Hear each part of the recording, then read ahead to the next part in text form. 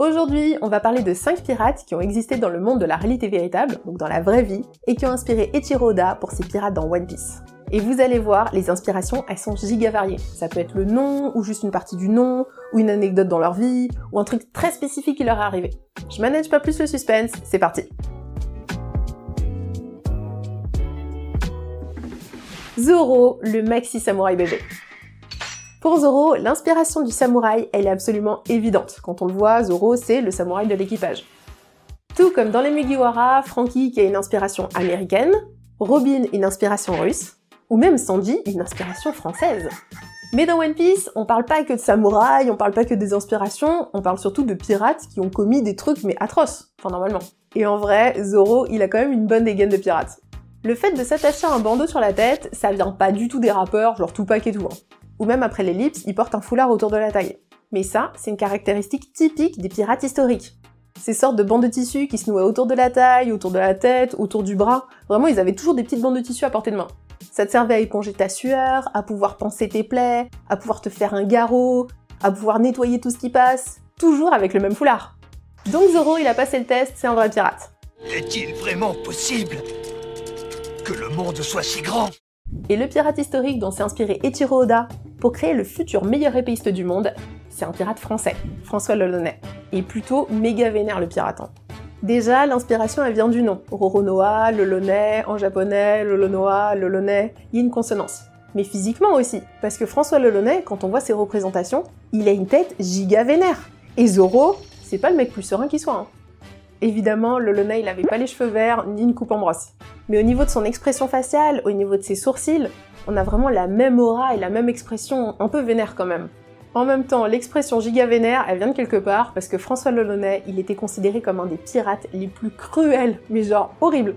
C'était un pirate du XVIIe siècle, ce qui était juste la meilleure période pour être un pirate. En plus, c'était dans le Nouveau Monde, donc Amérique et Amérique du Sud compris.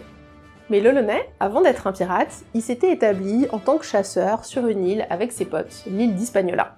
Les gars, ils chassaient, ils faisaient fumer leur petite viande sur leur grille, ils embêtaient personne. Mais le problème, c'est qu'Hispaniola, comme son nom l'indique, c'était une île qui appartenait aux Espagnols. C'est l'actuel Saint-Domingue. Et Lelonnais et ses potes, ils se sont fait traquer et décimer petit à petit par des raids d'Espagnols qui se faisaient de plus en plus réguliers. Et c'est cette chasse à l'homme qui a motivé Lelonnais à devenir pirate. Et c'est ouf parce que dans One Piece, Zoro il arrête d'être chasseur de pirates pour en devenir un avec Luffy. Alors que Lelonnais, lui, il devient pirate après s'être lui-même fait pourchasser par des chasseurs de pirates.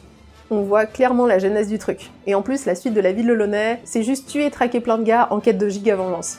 Donc, à partir de ce moment-là, il va se créer une réputation de mec torturé, même dépravé, un peu à la Sasuke, qui poursuit ceux qui ont tué ses potes. Donc, à partir de là, plus de rapport avec Zoro.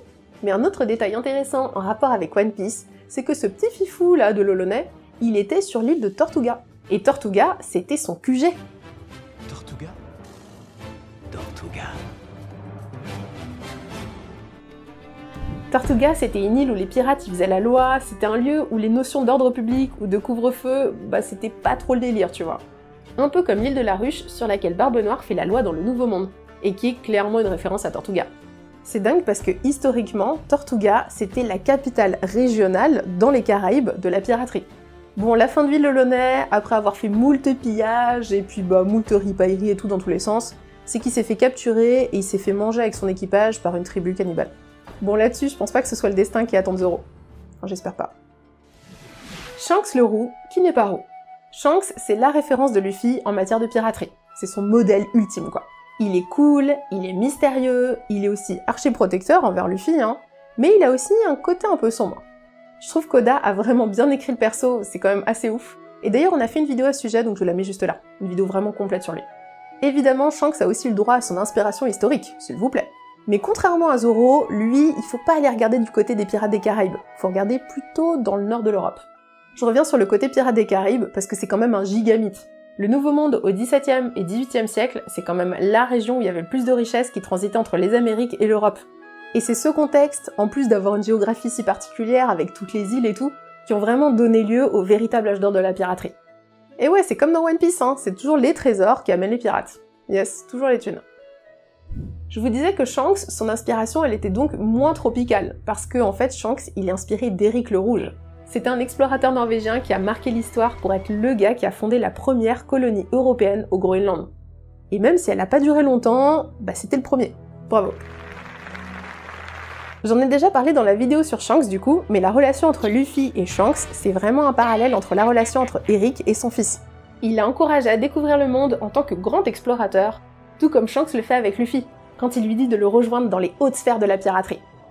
Et Eric le Rouge, il a vraiment réussi à motiver son fils, parce que c'était le premier Européen à avoir découvert l'Amérique, et en plus à y avoir fondé une colonie vers l'an 1000 à peu près.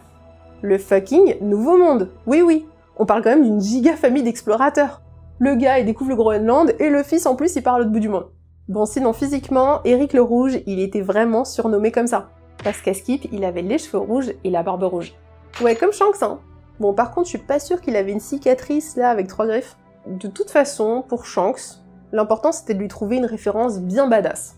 Un truc qui évoque l'aventure, la bravoure même, ou les découvertes de contrées sauvages. Faut bien ça pour un Yonkou.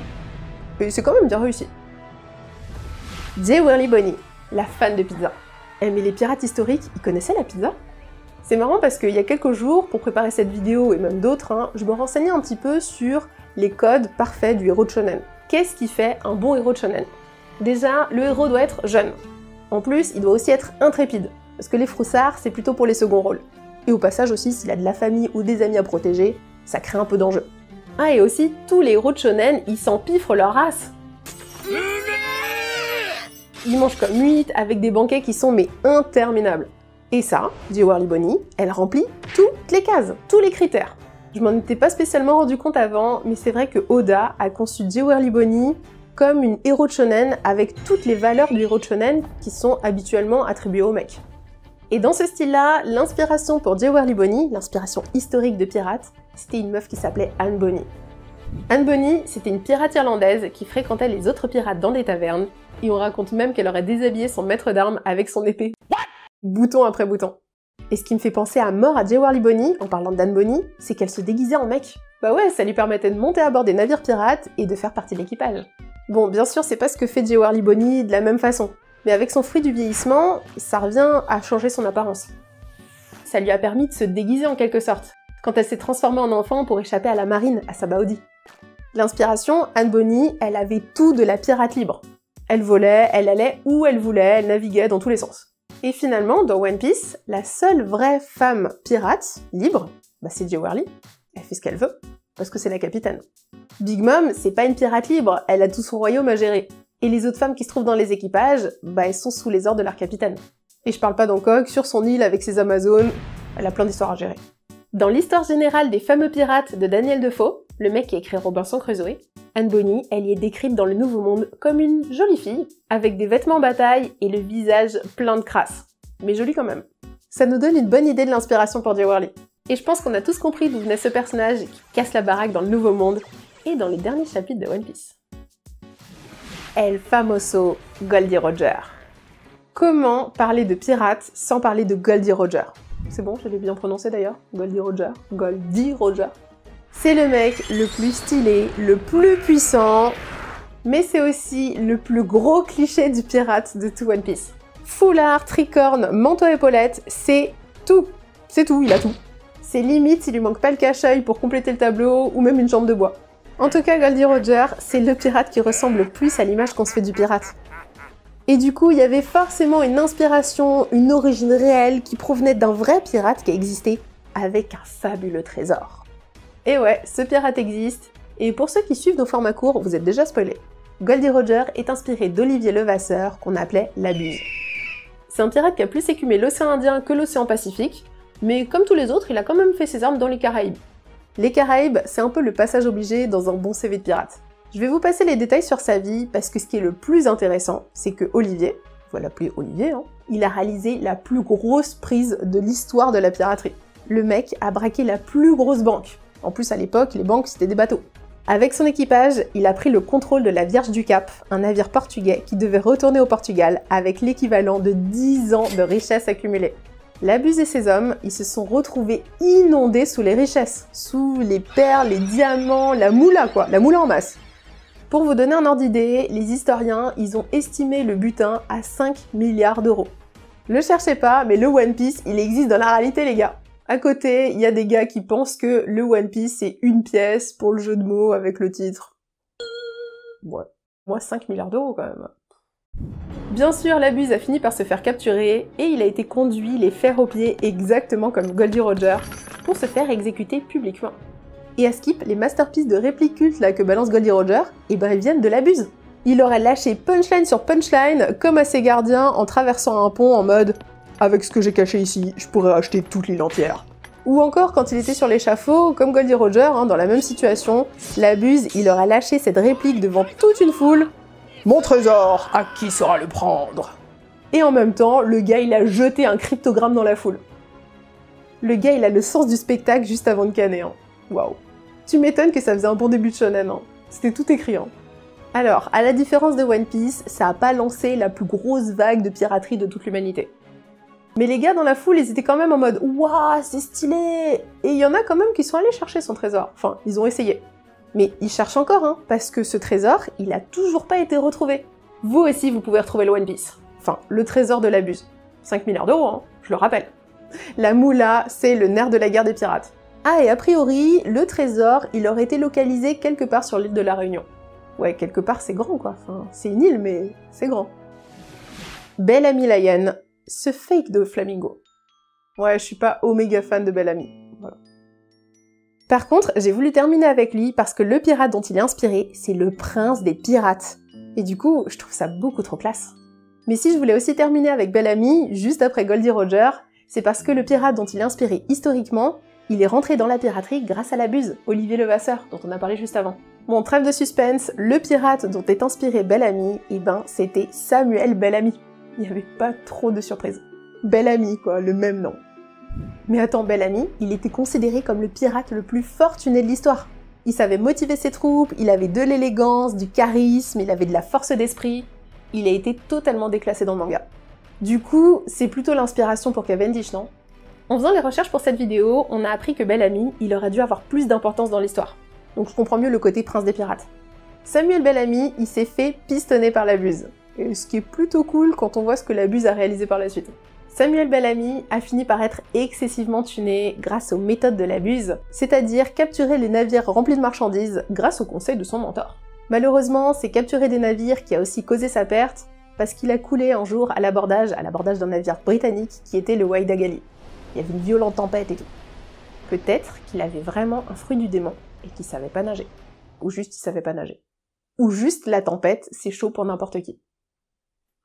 Bon, en tout cas, quand on retrace toute la vie de Samuel Bellamy, ce qui l'a motivé à devenir pirate, c'est clairement l'appât du gain. Il a dit à sa bien-aimée qu'il partait dans les Caraïbes et qu'il ne reviendrait que quand il serait riche. L'American Dream un petit peu de l'époque, hein. Et cette obsession pour la richesse, ça a vraiment une résonance avec le personnage de Bellamy dans One Piece, vous trouvez pas? Quand on voit Bellamy à Mocktown, il est présenté comme un pirate qui est ultra cupide. Et c'est d'ailleurs pour cette raison qu'il s'en prend à Montblanc Cricket et à ses potes. Bellamy Lion, c'est un surnom pour son caractère opportuniste, son côté opportuniste. Mais c'est aussi une conséquence de sa réputation. C'est vraiment une hyène, quoi. Il chasse les trésors que d'autres ont récupérés avant lui. C'est vraiment ce côté hyène, mais il y a aussi ce côté, Samuel Bellamy, le mec historique qui est avide de richesse. C'était une grosse vidéo, mais c'était tellement kiffant de voir vraiment ce mix d'inspiration entre le côté historicité et de voir comment Oda, il a récupéré pour lui à sa sauce et comment il l'a adapté dans One Piece. En plus, ça m'a permis de me projeter en me disant comment Oda, il a fait ses recherches en amont. Genre, je me suis imaginé lui allant faire des recherches sur tous les pirates historiques en se disant « Ok, celui-ci, ça va être tel personnage. Ok, celui-ci, il va peut-être pouvoir être représenté comme ça. » Parce que c'est sûr, il a forcément fait des tonnes et des tonnes de recherches avant de faire One Piece. On sent que le mec, il a vraiment bien bossé son sujet et que, en fait, c'est quand même fait de manière juste ce mix entre fiction et réel. Ça aurait pu être complètement claqué.